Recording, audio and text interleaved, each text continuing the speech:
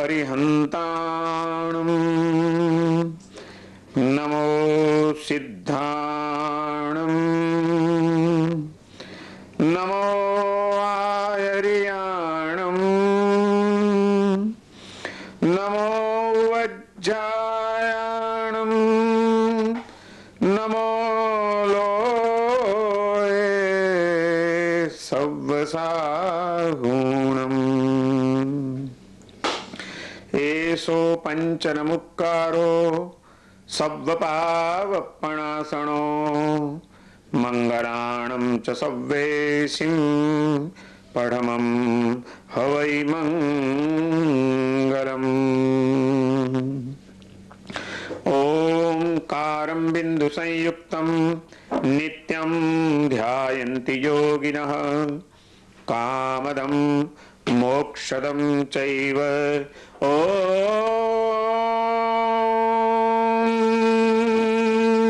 ओंकाराय नमो नमः। अज्ञानतिमिरान्धानां ज्ञानाञ्जनशलाकया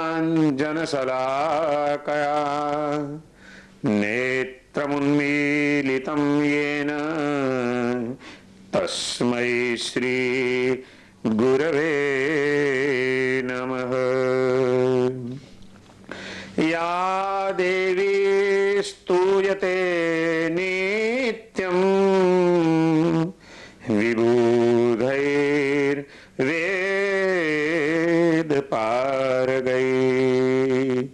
सा मे भवतु जिह्वाग्रे ब्रह्मरूपा सरस्वती।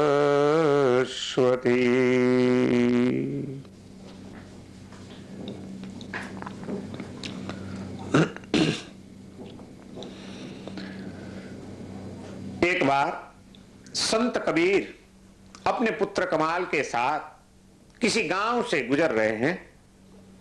पिता पुत्र दोनों चले जा रहे हैं। आगे आगे कमाल चल रहा है, पीछे पीछे कबीर जी चल रहे हैं। एक गली से गुजर रहे थे, वहां अचानक कबीर जी एक जगह खड़े रह जाते हैं।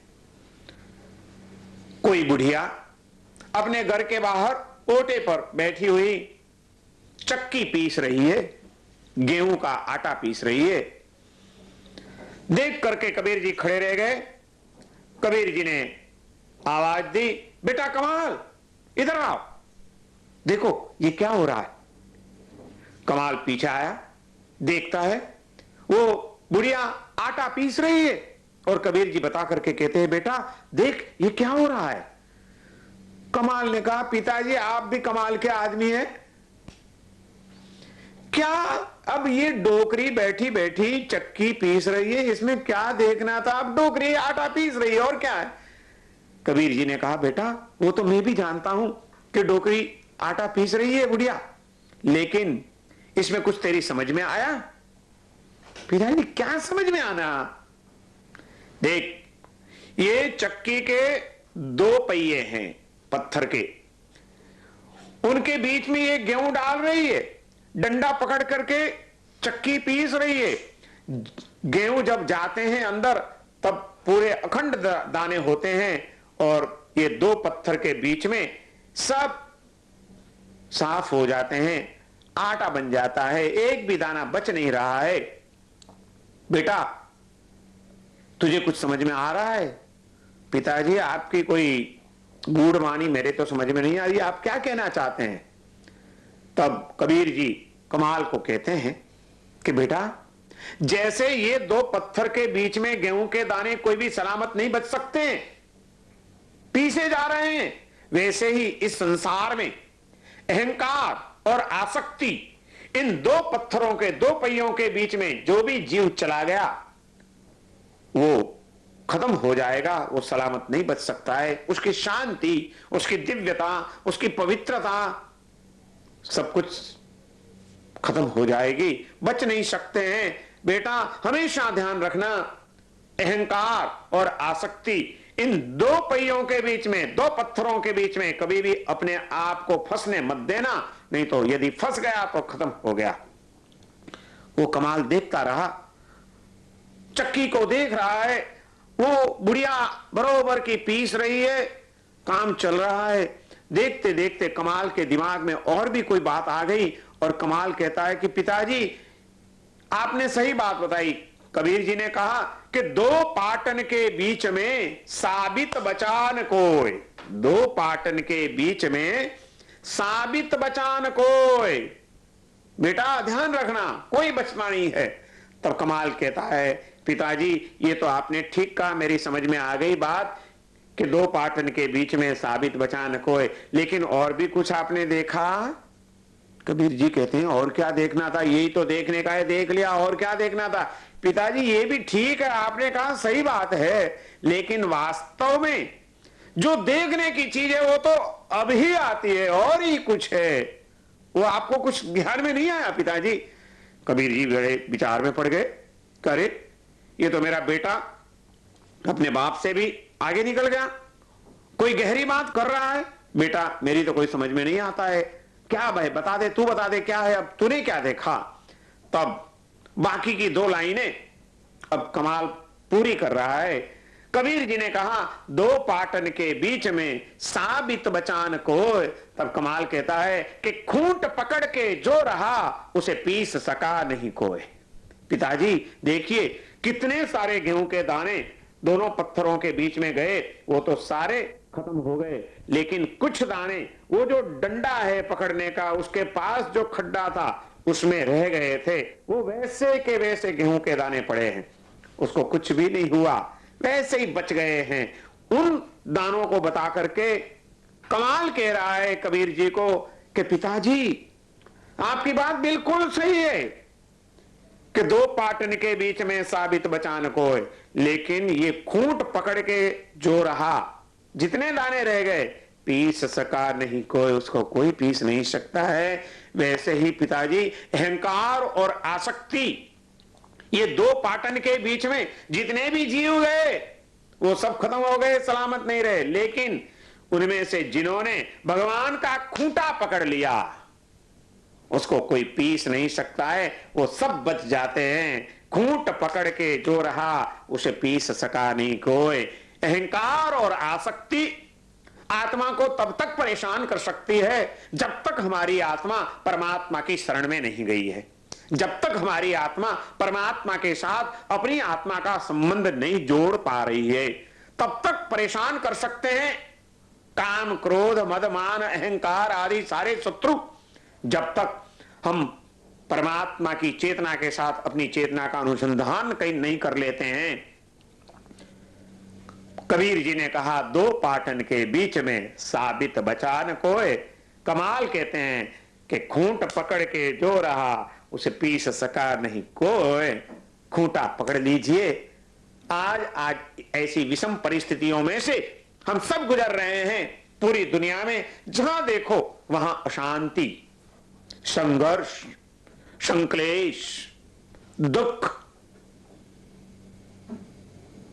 सारे तत्व बढ़ते जा रहे हैं और इन सब में पूरी मनुष्य जाति फंसी हुई है। घर घर में आज अशांति है, गट गट में वासनाएं जोर कर रही है।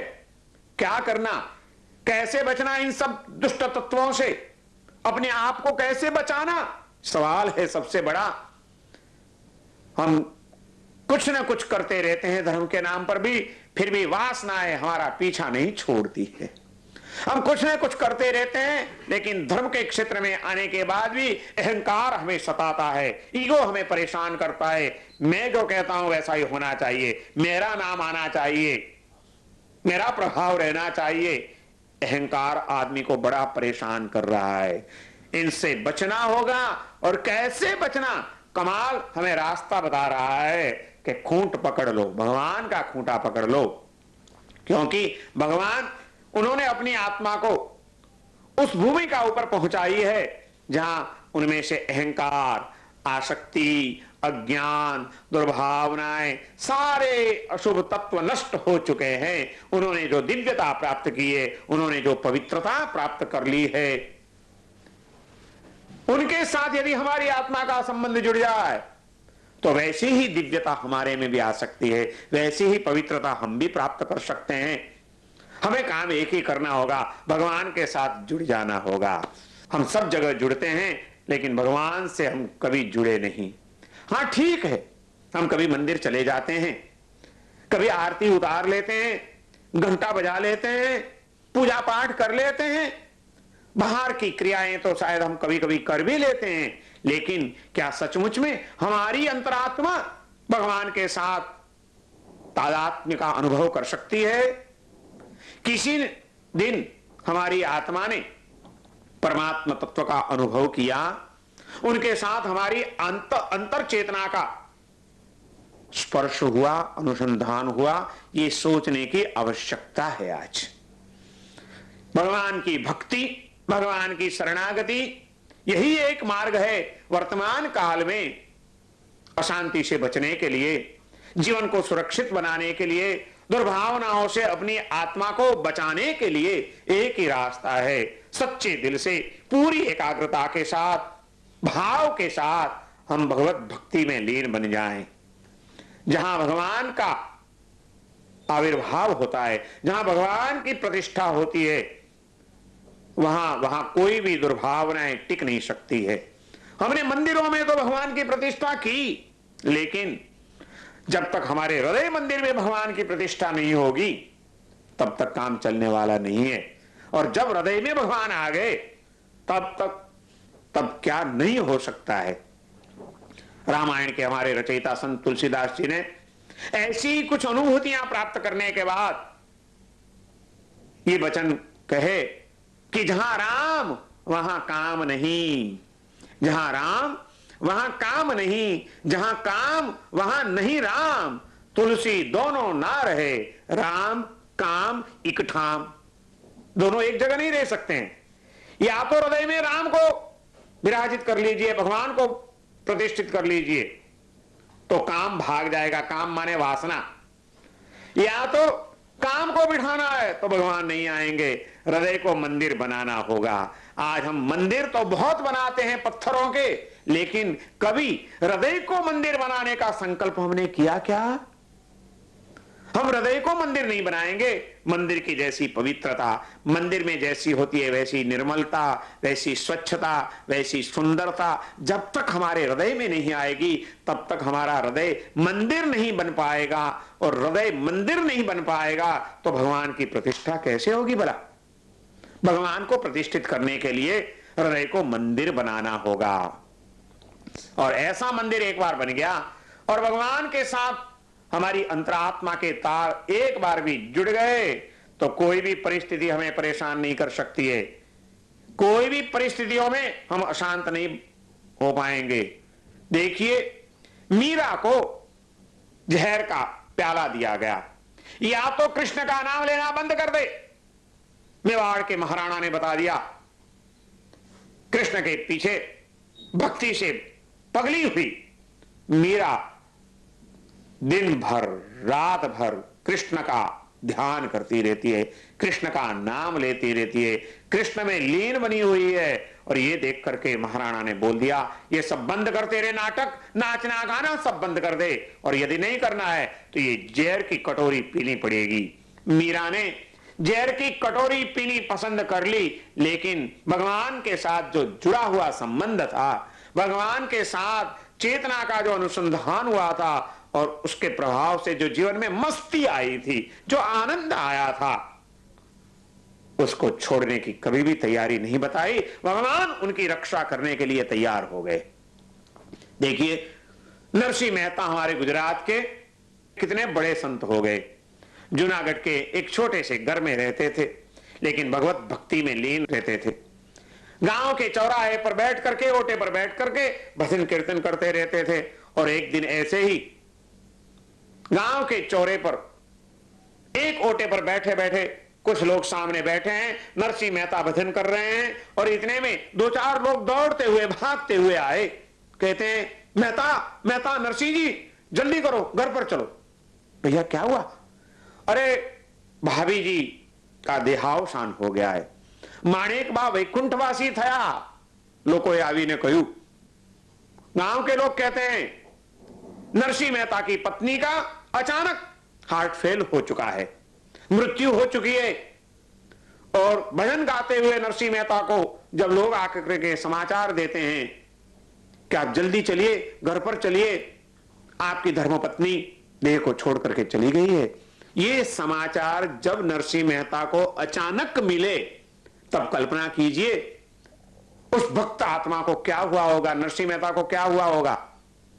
सोचिए जरा, नरसिंह मेहता कोई साधु नहीं थे, ऐसे कोई संत नहीं थे, भगवान के भक्त जरूर थे लेकिन गृहस्थ थे, संसारी थे, अपना परिवार था और सबके बीच में रहते हुए नरसिंह मेहता ने भगवान के साथ ऐसा नाता जोड़ दिया था, ऐसी प्यार की अनुभूति कर ली थी।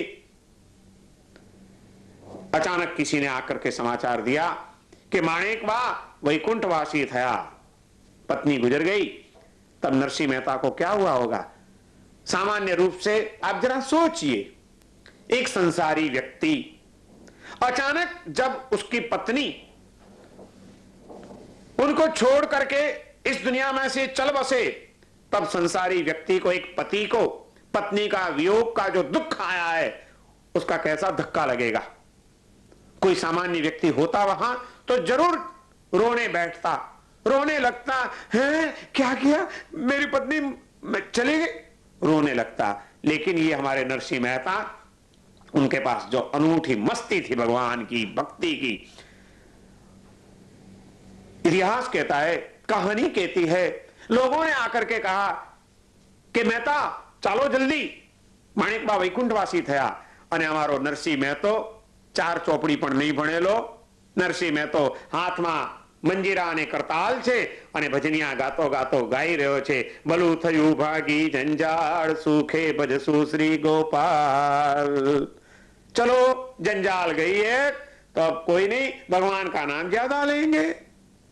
बिल्कुल सहजता से इस घटना का उन्होंने स्वीकार कर लिया। क्यों कर लिया, क्यों ऐसा किया। नरसिंह मेहता कहते हैं कि ठीक हुआ, जो हुआ सो हुआ, अब क्या रोना, जो हुआ सो हुआ, भलू थयू भागी जंजाल, जो जंजाल लगी हुई थी वो टूट गई, छूट गई, अच्छा ही हुआ, भावे भजसु श्री गोपाल, भगवान का नाम, गोपाल का नाम ज्यादा भाव से ले लेंगे, चलो अच्छा समय मिलेगा। सहजता से स्वीकार कर लिया। ऐसा क्यों किया होगा, क्या आप ये सोचते हैं। शायद मुझे लगता है कि आपको जितनी प्रेमाल, अच्छी, सुंदर, सुशील, समझदार पत्नी मिली होगी, ऐसी शायद नरसिंह मेहता को नहीं मिली होगी। कोई झगड़ाखोर मिली होगी, दंगलबाजी करती होगी, परेशान करती होगी, इसलिए क्या नरसिंह मेहता ने यह कहा कि भलू थयू भांगी जंजाड़ सुखे भजसु श्री गोपाल। नहीं नहीं नहीं नहीं नहीं, नहीं। जो अर्धांगना बनकर के, धर्मपत्नी बनकर के नरसिंह मेहता के साथ जिन्होंने कई वर्ष गुजारे हैं, नरसिंह मेहता के जीवन की मस्ती, उनकी साधना, उनकी भक्ति का प्रभाव क्या उस व्यक्ति के ऊपर नहीं पड़ा होगा। वो भी कितनी सुशील होगी, कितनी समझदार होगी, कितनी गुणवान होगी, और ऐसी एक सुंदर पत्नी, धर्म पत्नी जब छोड़ करके चली जाती है, मानो के आधा अंग कट गया। हमारे वहां अर्धांगना कहते हैं पत्नी को, आधा अंग कट गया तो कितनी पीड़ा, कितना दर्द होता है। लेकिन नरसिंह मेहता ने बिल्कुल सहजता से स्वीकार कर लिया। ये किस चीज का प्रभाव था, भगवत भक्ति का प्रभाव था। भगवान की भक्ति खूंट पकड़ के जो रहा उसे पीस सका नहीं कोई। नरसिंह मेहता की चित्त की प्रसन्नता, मन की स्वस्थता वो खंडित नहीं हुई, अखंड बनी रही, क्योंकि उन्होंने भगवान का खूंटा पकड़ लिया था। ये खूंटा पकड़ने की बात है। और भी एक बात साथ साथ में मैं कह दूं, अभी मैंने कहा नरसिंह मेहता की धर्मपत्नी, धर्मपत्नी, हां, हमारे वहां भारतीय संस्कृति की यह गरिमा रही। यहां जगह जगह पर जो शब्द यूज किए गए हैं, उपयोग किए गए हैं, बड़ी समझदारी के साथ उपयोग किए गए हैं। मैंने कहा कि धर्मपत्नी थी, है? पत्नी को क्या कहते हैं, अपनी संस्कृति में धर्मपत्नी माने पत्नी तो है ही, उनके साथ पति पत्नी का नाता तो है ही दो व्यक्तियों का, लेकिन साथ साथ में दोनों के बीच में संबंध बांधने वाला यदि कोई तत्व है तो वह धर्म है, सच्चा धर्म। और धर्म को साथ में रख करके जब पति पत्नी का संबंध बनता है तब वह पति पत्नी का संबंध दुखदायी नहीं होता है, अशांतिजनक नहीं होता है, झगड़े कराने वाला नहीं होता है, संघर्ष पैदा नहीं करता है।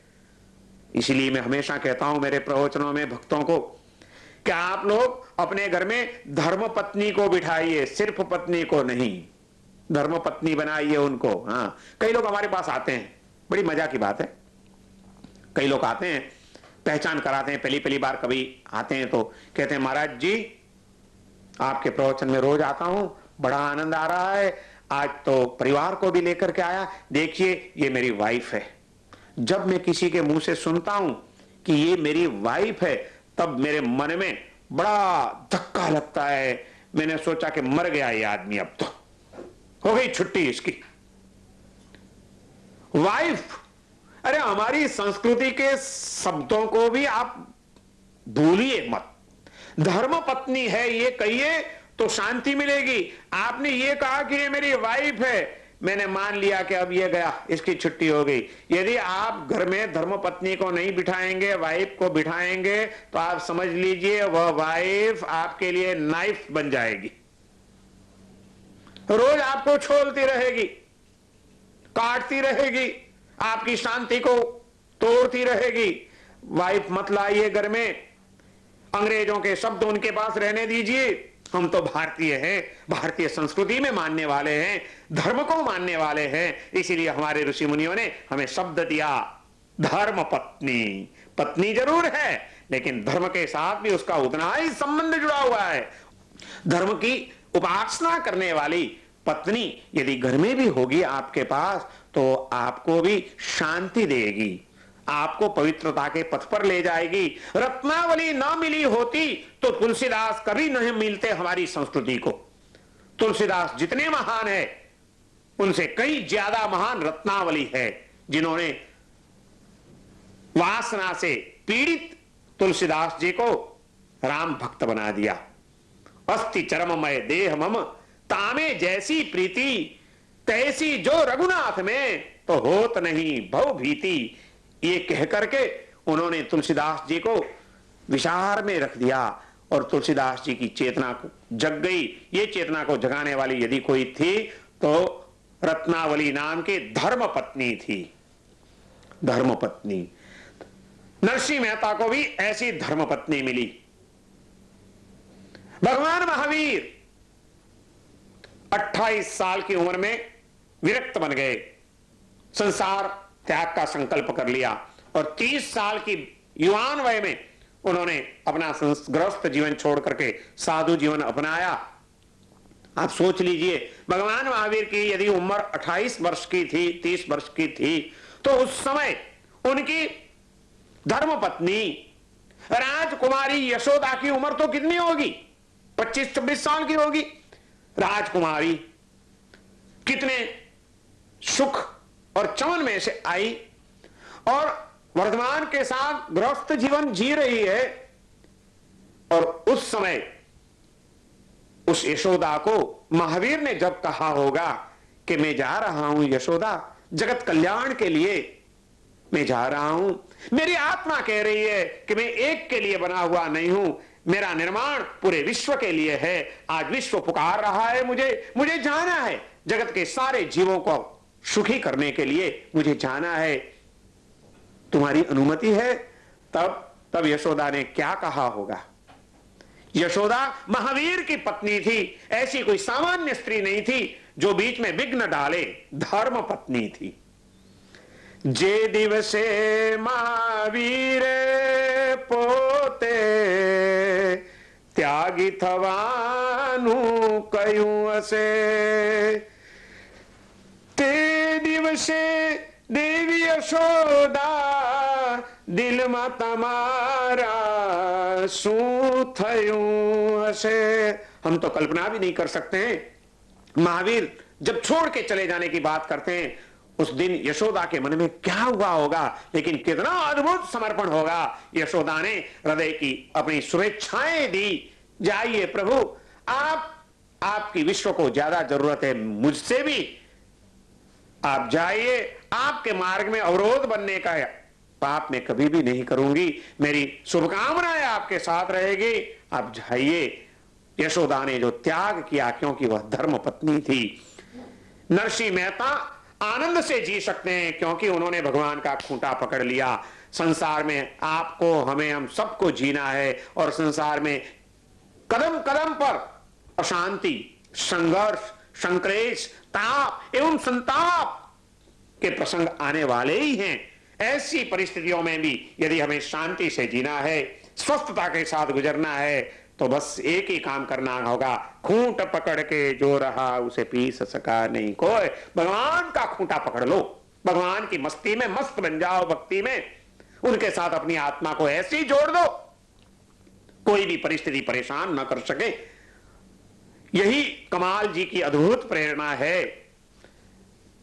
वृक्ष इतने हरे भरे रहते हैं, इसका कारण यही है कि बाहर से कितना भी ताप सूर्य का पड़ता रहे, लेकिन उन वृक्षों ने अपने मूल ऐसी धरती में अंदर छुपा दिए हैं जहां शीतल झरने बह रहे हैं। हमें भी जीवन में बाहर से कितने भी ताप संताप आते रहे, लेकिन हमारी श्रद्धा के, हमारे हृदय के मूल हमें भगवत भक्ति की धरती में ऐसे गाड़ देने चाहिए जहां से ऐसी शीतलता मिले, बाहर की किसी भी परिस्थिति का कोई प्रभाव हम पर ना पड़े, हम स्वस्थ रह सकते हैं। बाकी सब कुछ बाद में आएगा। भगवत भक्ति ये मूल चीज है, और इसीलिए कहा जहां राम वहां काम नहीं, जहां काम वहां नहीं राम, तुलसी दोनों ना रहे, राम काम इकठाम। और यही बात कमाल जी और कबीर जी हमें कह रहे हैं, दो पाटन के बीच में साबित बचान कोई, खूंट पकड़ के जो रहा उसे पीस सका नहीं कोई। चलो आज हम भी भगवान का खूंटा पकड़ ले, भगवान की भक्ति में लीन बन जाएं, और ऐसे लीन बने जैसी मीरा हुई, जैसे जैसे सुलसा हुई, जैसे नरसिंह मेहता हुए, ऐसी भक्ति की अनुभूति हमारे जीवन में भी आए। हम भी उस भक्ति की गरिमा को प्राप्त करें, भगवान की दिव्य चेतना के साथ हमारी चेतना का अनुसंधान करें, ऐसी शुभ पल हमारे जीवन में जल्दी से जल्दी आए। यही शुभकामना के साथ मैं मेरी वाणी को विराम देता हुआ भगवान के श्री चरणों में नतमस्तक बन करके प्रार्थना करता हूं, प्रभु मोहे दर्शन दीजिए, अब मोहे दर्शन दीजिए, अब मोहे दर्शन दीजिए। ओम शांति, ओम शांति, ओम शांति।